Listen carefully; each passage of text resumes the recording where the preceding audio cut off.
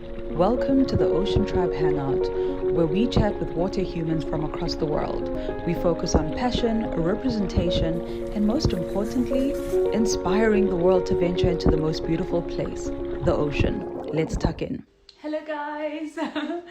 Welcome to our Instagram Live. I'm so excited to be back on the lives because I think we've skipped 2 weeks. Just because I've been on the road. I don't know if you guys all know. Hello, Psycho. Thank you for joining the live. It's so good to see you. I've been on the road. So our guest this evening is Thando Mazomba. She's a phenomenal ocean woman. And she's an oceanographer. She's a marine biologist. She's a water woman. She is everything under the night sky. And I'm so excited to be chatting to her. I hope you guys have been keeping well. I've been on the road for almost 2 months now. So on some days I am like, I know, right? Thando's freaking amazing. She's also recently been nominated by the Cyrene Project. Whoop, whoop, she's here. She's here. Hello, Shanti. Good to see you. Oh, where is she? Where is she? Yay! I'm so excited. I'm so excited, but I also just want you to carry on and tell me, because I also want to know about your road tripping and your amazing adventures. Girl. Man, we'll say that like separately. I'm so excited to be talking to you. You have no idea. Like I'm the child in this conversation. I'm like so much gratitude. I'm equally excited. Like I can't wait to see what we're going to chat about. There's so much to chat about. Right? Hold on. Yeah. Tell us before we even start, how's the weather in East London? I think you're in East London at the moment. Tell us how it is. It warm? Is it beautiful? It's Heritage Day in South Africa, so there's just all of this love that's happening. Tell us. The weather in East London, I must say, so I've been home for like 3 months now, or almost 3 months, and it's just been perfect. I almost forgot how warm and sunny this place is. So like today, I was a little bit earlier today, before the live, I was actually at the beach. I just wanted to go pick up some litter and walk and get away from like studies and stuff, and it was packed. Like, so you know how South Africans are on public holiday, like people are living their best lives, and It was so funny, and it's so warm, like it's so warm, it's lovely. Yeah. And so I've been in Cape Town for a week now, and the weather has been phenomenal. It's been phenomenal. I think Cape Town is saying to me, girl, I just want you to know something. Like, if you can see, I'm super sunburned, and the weather has just been super beautiful, super sunny, not super windy, and I'm just thinking, I want to come live here. You should. Like, why? Like why? Like, why are you not in Cape Town? We must chat about this. Maybe not now, but we must chat. On that note, let's go straight into it. I love the woman that you are. I love seeing the work that you're doing. I've been stalking you for a little while. But before we go into it, tell us, what is your thing? What is your smile bringer, your laugh giver, your morning?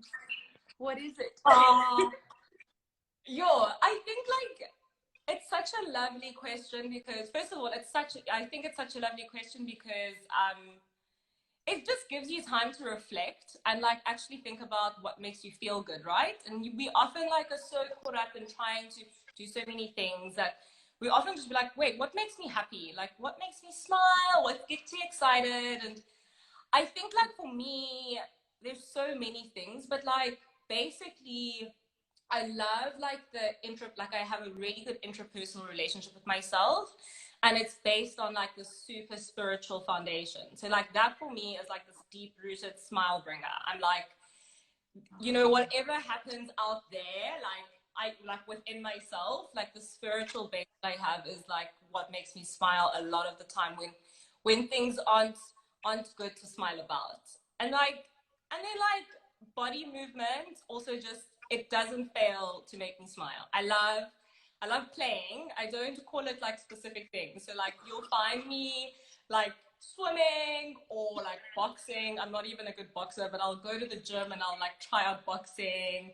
I'll do like self-defense or like yoga. I just love moving my body because it's such a great way to connect with myself, and it never fails to make me smile, like ever, ever, ever. And then like what else? Like what? Like community. Community is also like I thrive on that stuff. Like I love people so much. I love people. Whoa. Yeah. And yeah, I think it's so special to be able to build a community like wherever you are. And obviously I think we all have different communities. Like we have communities for a specific thing, like aspect in our lives.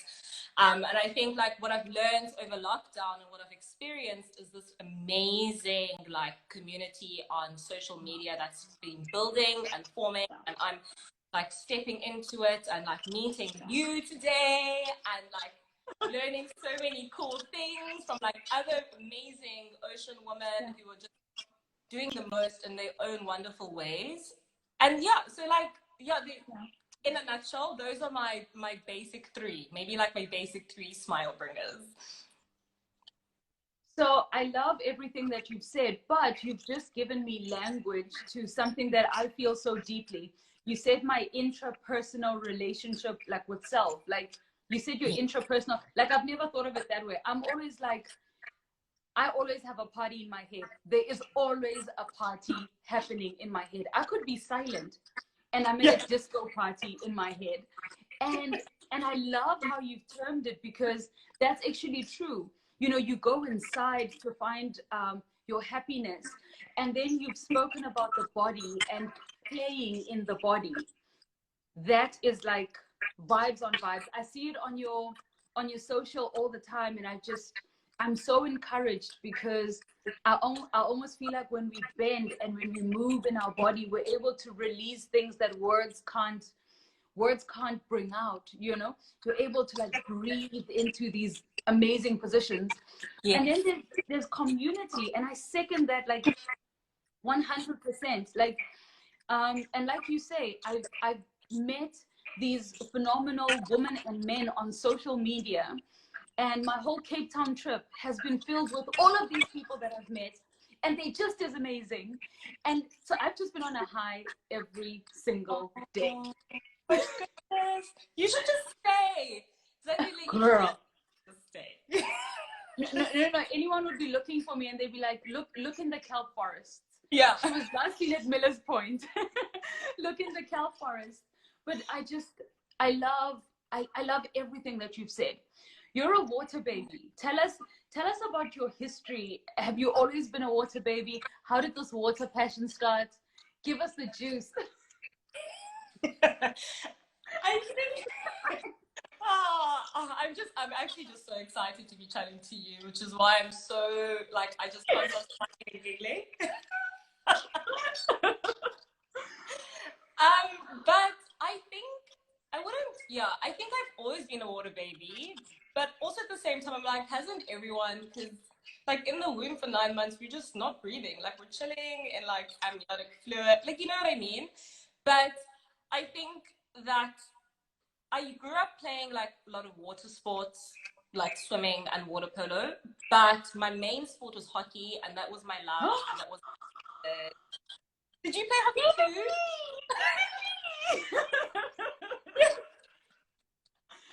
Okay, like I need to calm down. Okay, I'm listening. Sorry, we need to calm down. Let's calm down.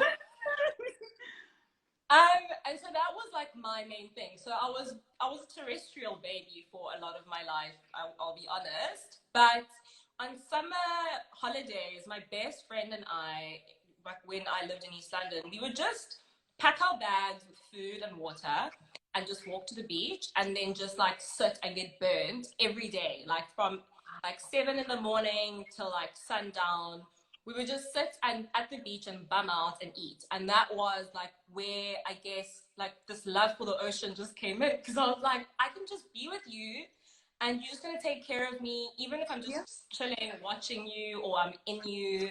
Yeah. And so that was like the start of my whole journey, was beach bumming, actually. Just like, What? yeah. Yeah. So, I mean, I think it's grown now, obviously. Like, I dive quite a bit. I haven't dived a lot this year, I'll be honest. Like, with COVID and everything that's happening, and like me trying to do my master's, it's been hectic. But I love diving. I started free diving a couple of years ago, but then that kind of fell through because of other like studies and work. And then I started working at the aquarium, and I dived for them for quite some time, and I still like volunteer dive for them, but I haven't been able to since I've been back in East London. Just I guess now I am a water baby. Like, full on. So, you know, when you say that I fell in love with the ocean from beach bumming, I think that's so important, because I was writing a little blog, and I was saying that we share the ocean, and like, I don't want to hear about those are surfers, those are free divers, those are scuba divers. We're all these like people who church at the same church, and we church differently. But even like the people who are beach bumming and just staring at the ocean are also experiencing church in the most phenomenal way, right? So they're sitting on the beach watching it, and it's such a beautiful thing. And even when, you know, I still went back to say, and even some are still reading about the ocean, and they are also still churching, right? It's just, it's phenomenal. You're so right. No, you're 100% right. And I think like we need to embrace that a lot more in the community that we are, and be like, you know, there are people who don't have access to the ocean, and their love for the ocean is no different to ours.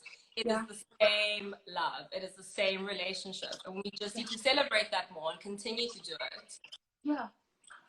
So tell us, how do you fall so deeply in love that you choose ocean sciences? Like, one, you need to tell us how you fall so deeply in love that you fall into like ocean sciences. And then you need to tell us what it means to be an oceanographer. Yeah. It was so funny. Like, again, I got into varsity. I actually got in for physiotherapy and then environmental sciences. And I had this whole dilemma, and I was like, oh my gosh, where do I want to go? And I went with the environmental sciences route. But because UCT does a BSc, and you have to get like 2 majors, they were like, you need another one other than environmental sciences. And because, you know, like there was this flirtatious relationship with the ocean, I was like, maybe I should just do marine biology. Maybe I should just do that. And so that's where it all started. And then I got to the end of my undergrad, and UCT was ready to give me my degree. And I was like, you know what? Like, university is so expensive, and it's such a great opportunity and a privilege. Let me just do one extra major before I leave. And so I stepped into oceanography. And so what? Yeah, I was just like, this is Thando. When you leave varsity and you look back and you didn't take that extra major, you're gonna kick yourself. So just do it now. Yeah. So I did that, and I did my honors in marine biology, but now I'm doing my master's in oceanography. Wow. And basically, like what oceanography is, there's different types of oceanographers. So you get like a biogeochem oceanographers, and they work with like nutrients and like tiny little, or not just, well, tiny little like animals like phytoplankton. And then you get like geological oceanographers, so they work with like the Earth's crust under the ocean. And then like what I would consider myself as a physical oceanographer.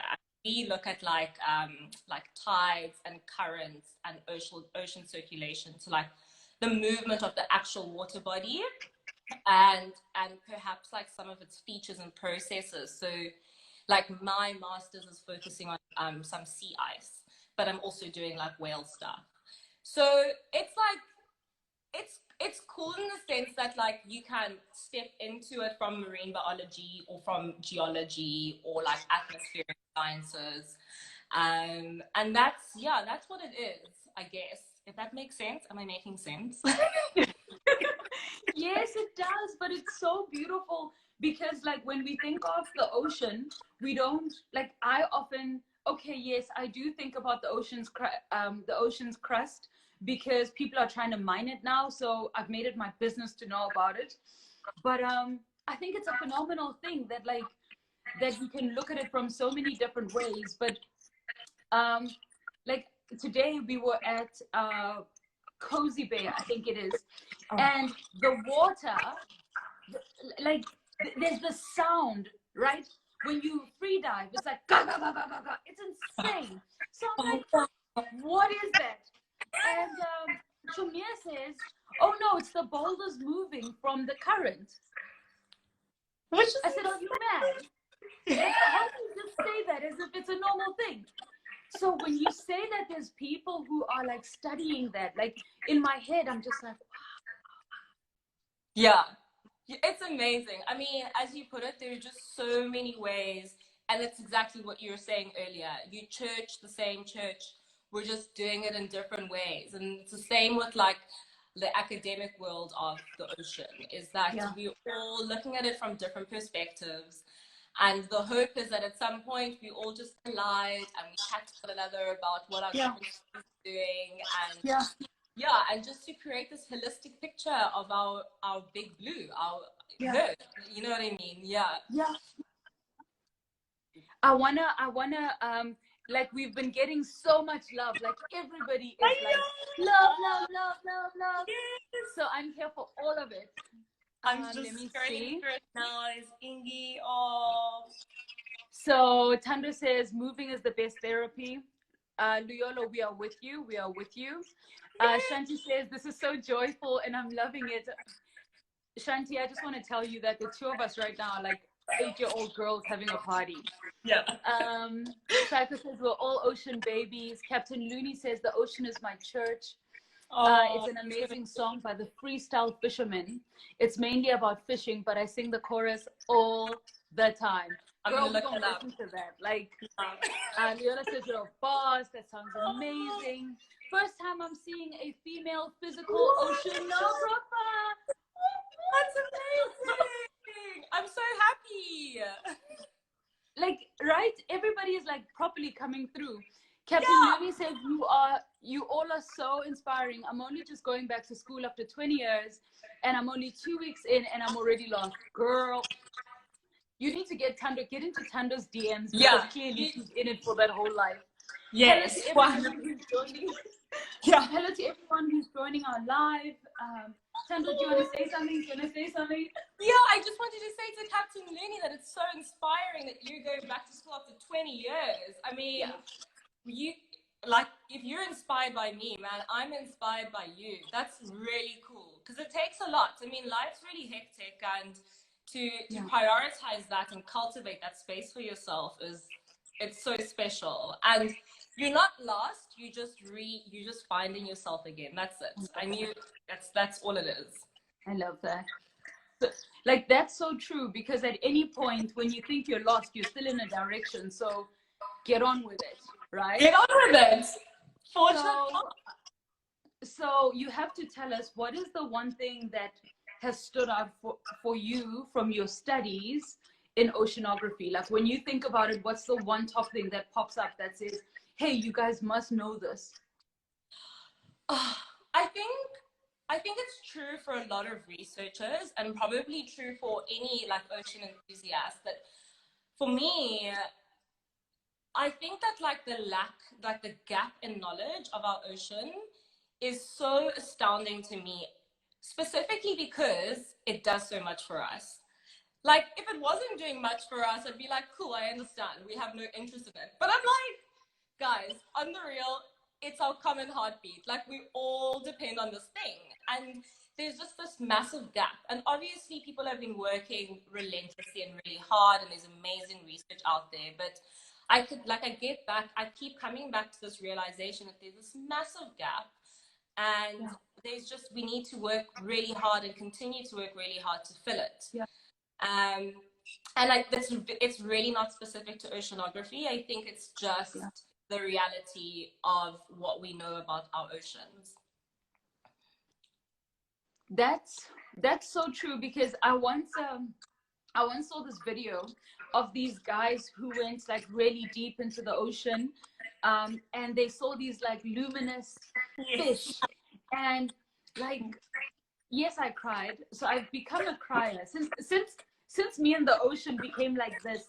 Anything that is like unbelievable brings me to like when I see a whale, I start crying. Like it's intense. I feel like it's like long lost family. Yes. But anyway. No. I totally understand what you're saying. 100%.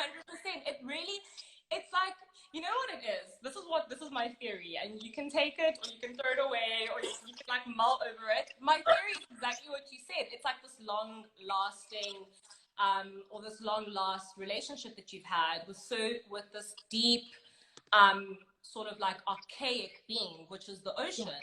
And you kind of just feel home. You feel you feel like you're coming home every time when you see something, the ocean. My friends and I love going to swim, like in the mornings. It's like really close to Cozy Bay, so at Buckoven, we really love going there. And it's always so interesting that when we go swim, we also just get emotional. We scream, sometimes we start howling, and then sometimes we just cry. It's like a whole thing. I mean, like, and I'm with you. It's fully like all of that. And so I was in Sodwana a week ago, and on a free dive, I just gone down and I heard nothing.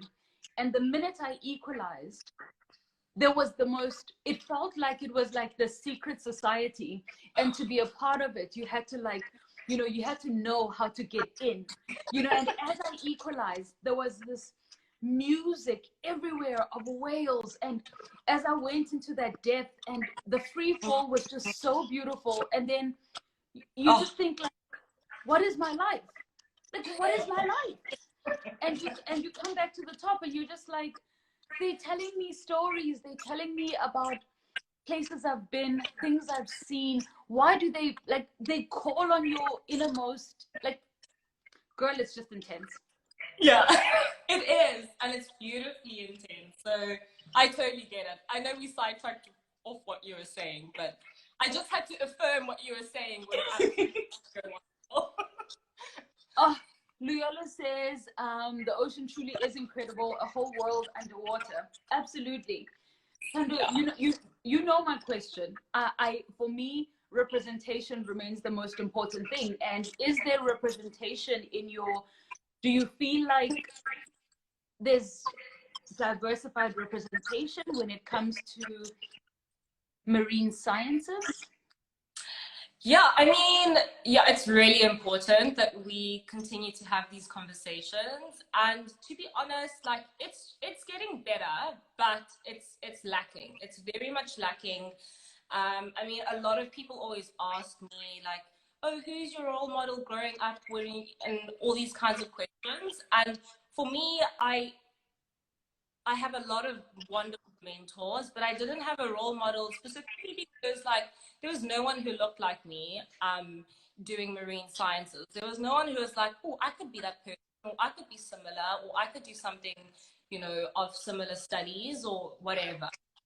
And it's still the same, like, within our department specifically, there's great diversification in terms of gender. There's a lot of women studying, there's a lot of women researchers, and our HOD, our head of department, she is the first female HOD. Wonderful. And before that, for the longest time, she was the only woman in the department. But where it lacks is where the racial demographics got coming in. So it's like how many Black and brown people are doing marine sciences, and that's where we're really, really struggling. And a lot of work is being done specifically like by us, right? By creating these communities, by social media, by giving exposure to all these people that are sending us all this love. Like, these are the people we need to continue to create exposure for, because we are there. It's about what the scientific community is embracing, and they're really not embracing the minority, which is Black and brown people, and specifically Black and brown women. Yeah. Like you've just hit it twofold. You've just said Black and brown people, but particularly women. Yeah. Which is the reality in a lot of fields. It's not, you know, and just in life in general. There's this one concept that I always hold close to my heart, is that for the same activity, a white male will have to do like 4 steps to get to achieve that activity.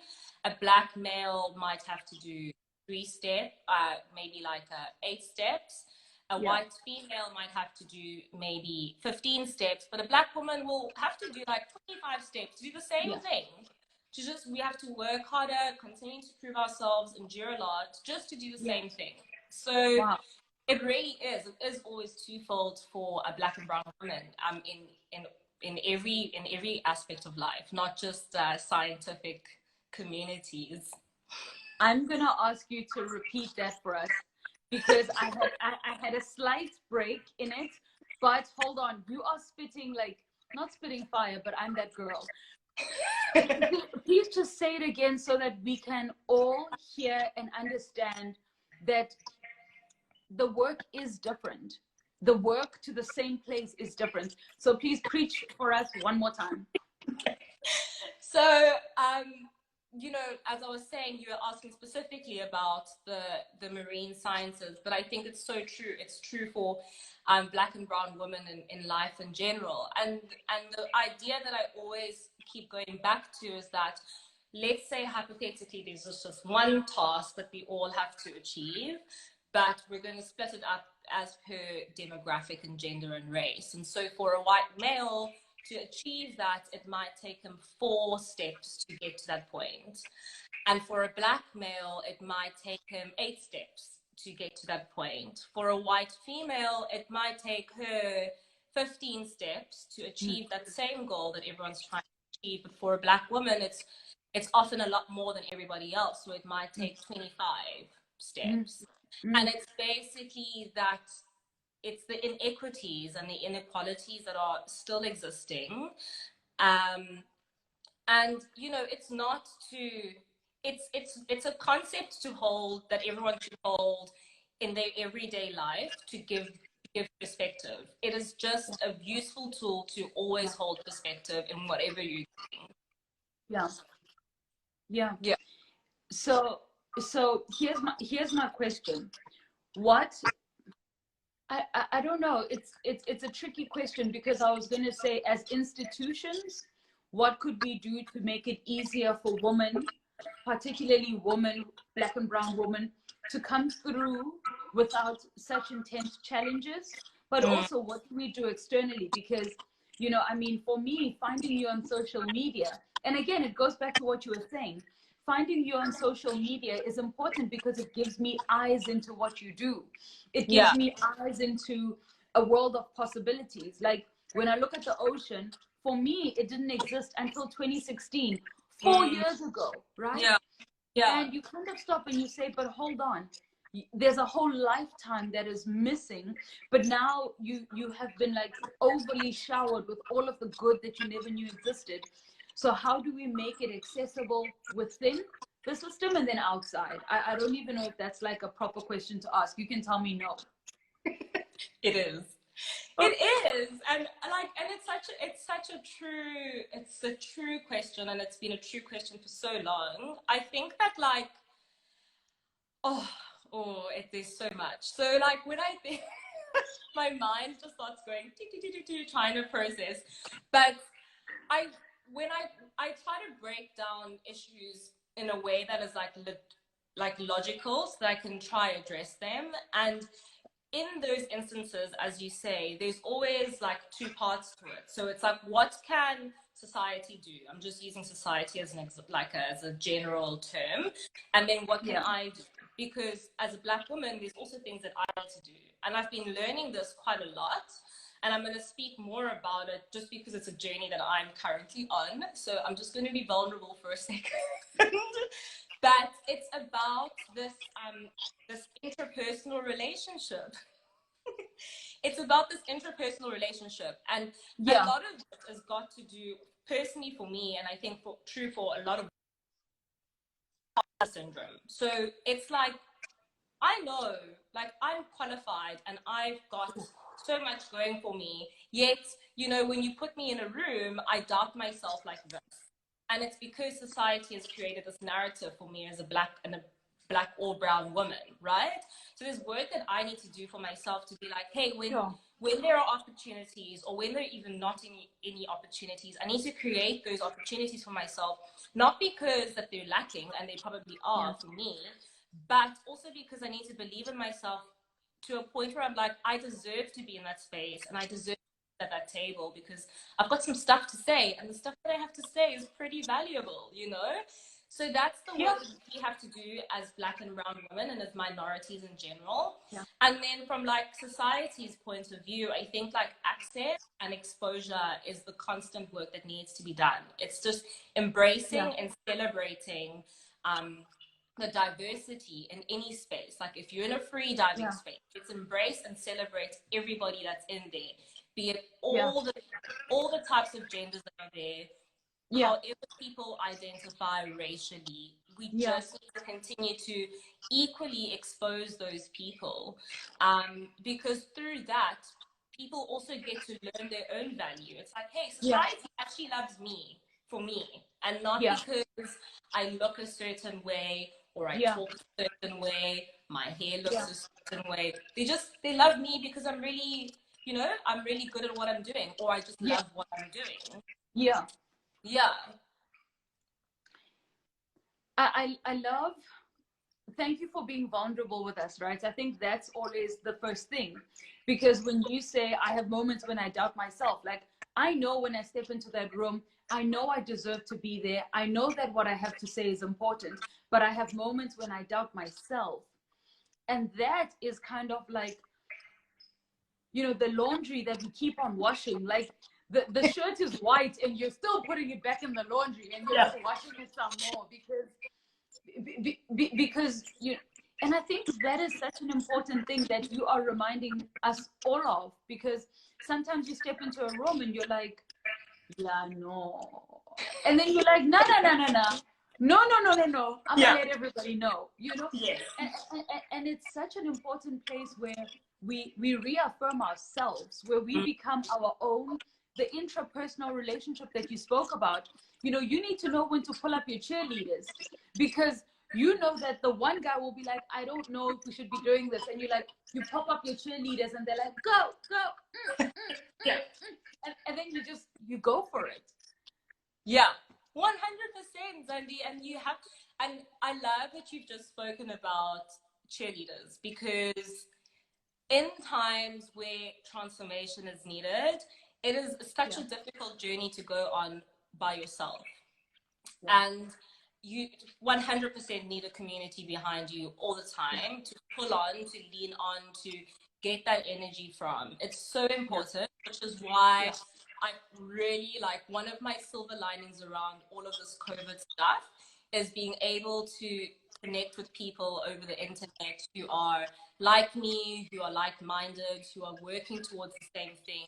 And I know that I can be vulnerable with them because we're here to build genuine connection and to do something really good for the marine space and for the community.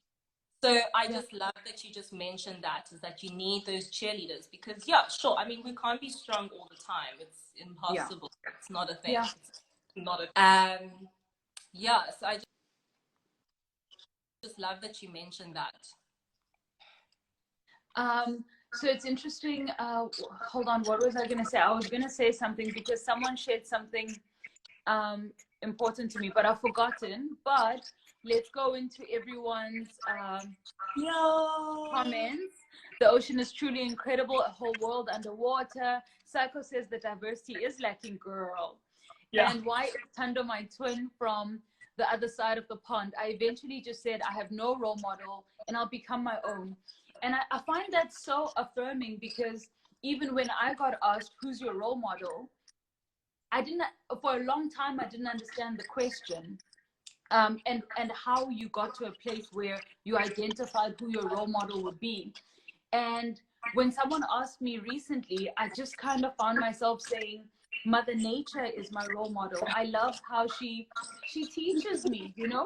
She is the wind, she is the water, she is the sun that shows up on a good day, on a good day, on a bad day, the sun keeps on showing up, you know. And just how the wind can be a summer breeze, but it can also be a storm that takes down a town, right? And it tells us that we are both good and hard. And I don't know, the attachment of these words to the same wind that takes down a town versus that summer breeze that cools you a little. You know, like for me, I feel like I have found the definer in who I want to be just from looking at Mother Nature, because, you know, like for me, it remains like with the sun. You know, we have some bad days, and the sun without fail is like, what's up? What's up? What's up? And on some days, you know, on some days it's behind the cloud. On other days it's like, what's up? You know, the whole time it says, keep showing up. It doesn't need to look like, you know? Yeah. So anyway, that's me and my little role model story right now. Yeah, 100%. I agree with you. I think that, like, what you said is that you just keep showing up, Zandi. That's all you do. You just keep showing up, and you show up with kindness. You just consistently show up with kindness. I love that. But you also need to be the hard wind sometimes. You can be the summer breeze, but sometimes you gotta let everybody know. You just gotta let everybody know. You show up as a storm or you show up as a breeze. You just decide, but you show up. That's the point. You just show up.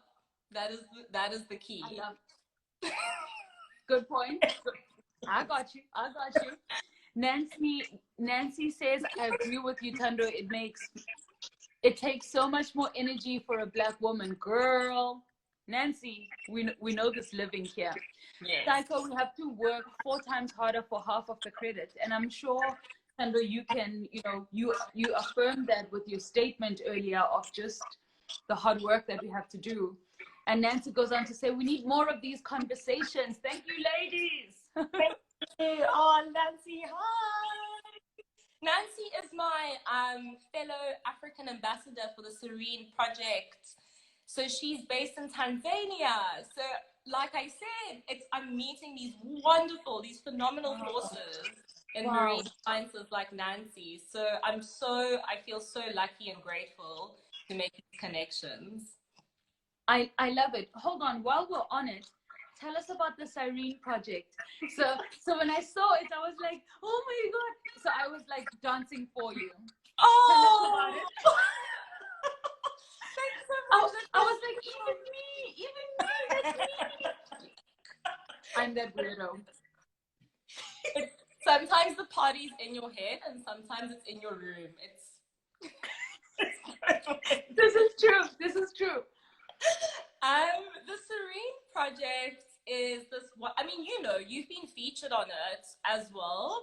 So it's just this amazing network, this global network of women doing the most for marine conservation. And what I love about it is it's church. People are churching their different ways. We've got free divers such as yourself, researchers such as myself, we've got consultants, we've got artists, people who paint these beautiful pieces, jewelry makers, bikini makers. We've got all sorts of women just doing the most for the ocean. I honestly think it's so incredible. I love that project so much. And then specifically what they've now started to do is create this global ocean news platform, which has ambassadors from different countries represented on each continent. And the basic objective is to share stories from your country with ocean related, however you would see fit, and then just like create a community within your country, get conversations going about a lot of different stuff that's got to do with the ocean, and then as a continent you get to connect with a lot of other women who are doing the same thing. And what I think I love so much about this specific campaign is that it completely breaks down the geographic silos that are existing for marine conservation. And we get to learn about like what North America is struggling with in terms of their marine conservation, and what South Africa is struggling with, and what, you know, whatever country is struggling with and how they're dealing with it. And we get to learn from one another. So I think it's just such a great way to connect and break down some silos, and just work efficiently, right? It's just efficient to why recreate the wheel when someone's already done it somewhere else? Just ask them what they did to solve the issue and then try to see what works. I love that so much. I was chatting to a lady called Anya, and she was saying that she loves crabs, and she took research, right? Yeah, she loves crabs. But anyway, she took research from a fellow friend who had done like intense research about crabs, and she's now using it. And I love what you're saying, that collaborative efforts where no one needs to reinvent the wheel. If the work has been done, take what is there and, you know, keep building and growing on it. I love it. 100%. 100%. And that's what we're all, you know, it's also just efficient, right? Like, come on, life is hectic. We don't need to be spending time and energy doing stuff that people have already done. It's not smart. Like, it's And tell us about your plans. I don't want to pry, but like, tell us about all the nice things that are happening. And I mean, in addition to the collaborative spaces, hello English, collaborative spaces, which are phenomenal.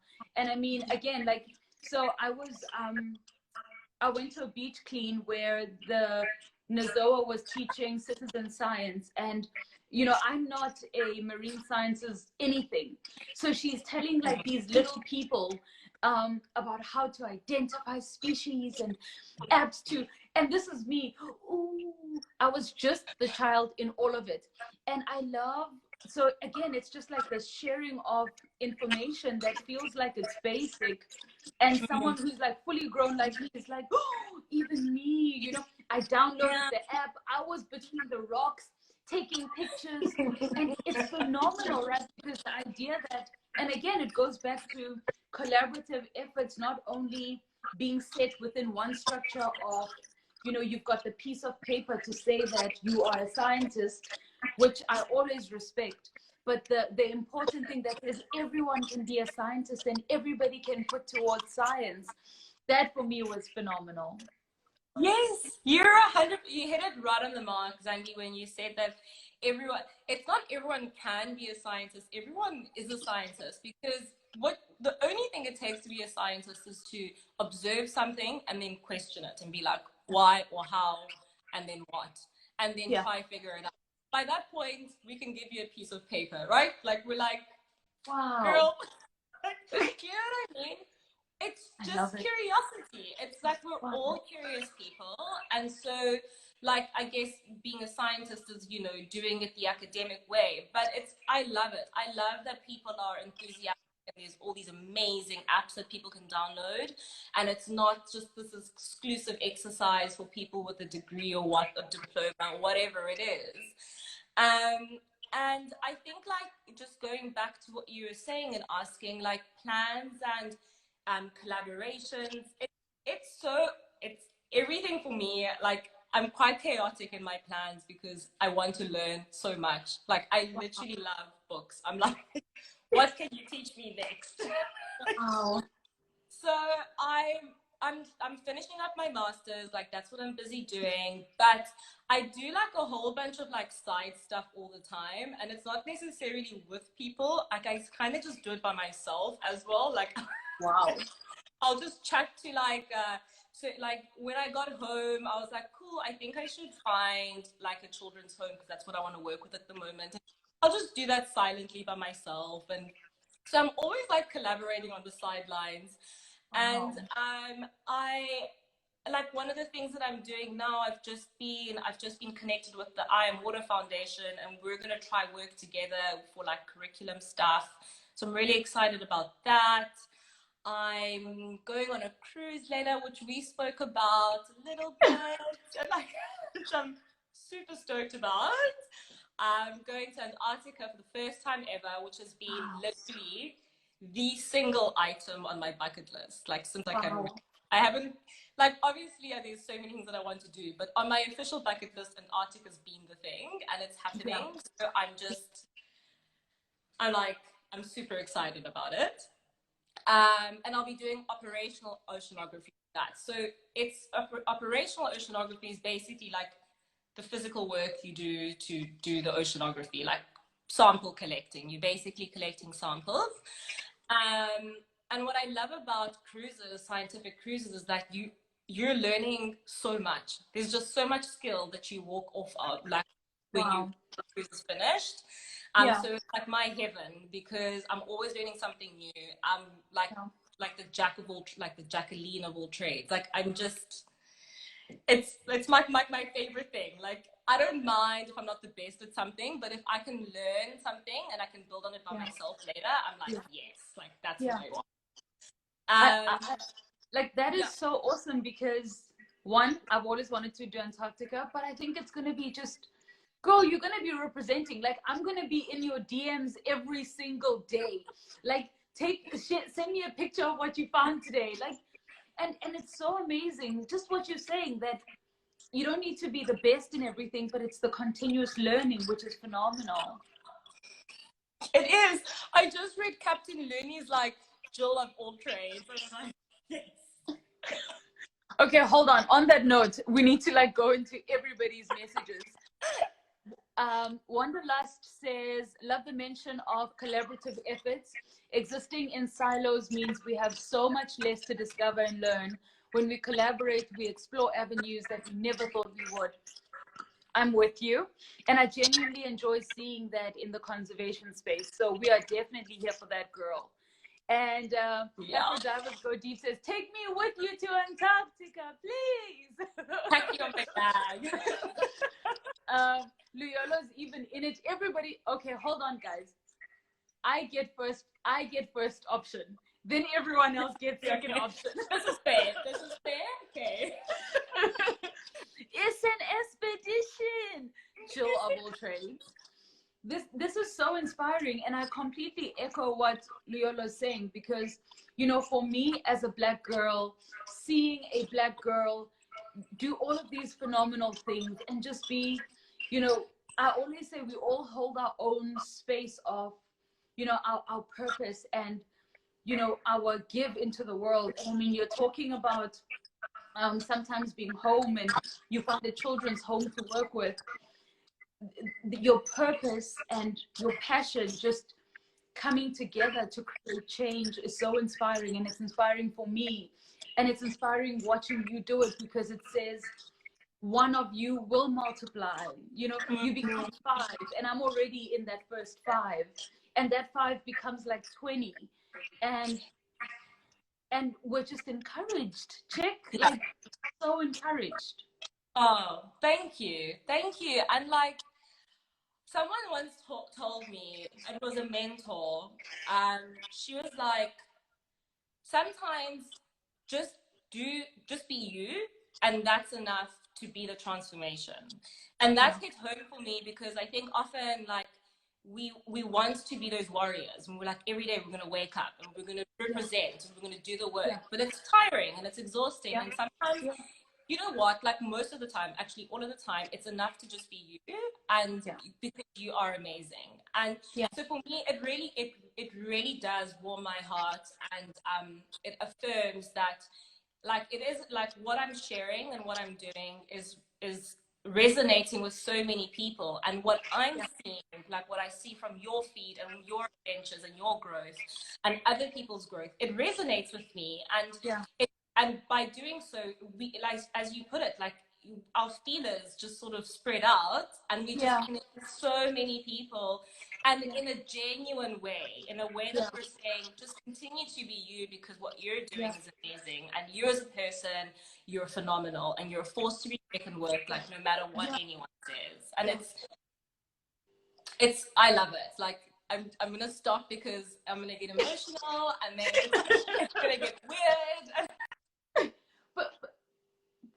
But I love. Hey. Yeah.